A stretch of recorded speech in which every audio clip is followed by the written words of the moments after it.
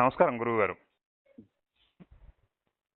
Hello. నాకు కంటికి కనిపించే ప్రపంచంలో 800 కోట్ల మంది మానవుల దగ్గర ఎంతైతే భూమి ఉందో ఆ భూమి మొత్తం నాకు ఊరికి ఇచ్చినా వద్దు.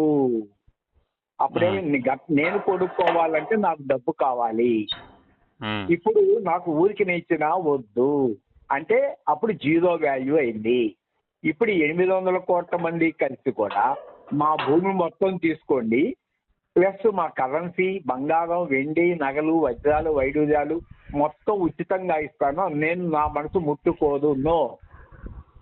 కాబట్టి నాకు మైనస్ వాల్యూ. మీ భూమి అంతా మైనస్ వాల్యూ, కరెన్సీ అంతా మైనస్ వాల్యూనే, బంగారం అంతా మైనస్ వాల్యూనే, వెండి అంతా, డైమండ్ అన్ని మైనస్ వాల్యూ.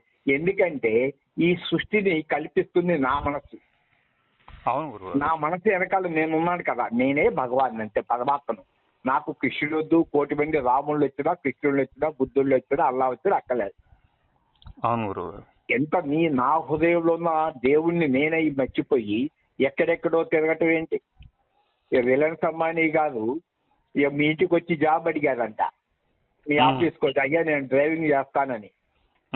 ఎలా ఉంది? మీరేమంటారు సార్, మీరు 10 లక్షల కోట్లు పెట్టుకొని మా కంపెనీలో 10,000కి జాబ్ చేయించాలి సార్ అంటారు.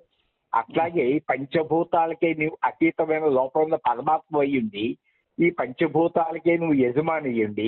100 ఎకరాలు, 1000 ఎకరాలు, 1,00,000 ఎకరాలు, పిఎం పదవులు నాకెందుకు? నన్ను 1,000,000 మంది బ్రహ్మలు కానీ, 1,000,000 మంది విష్ణువులు కానీ, 1,000,000 మంది శివుళ్ళైనా లోపల నేను తెలుసుకోలేదు.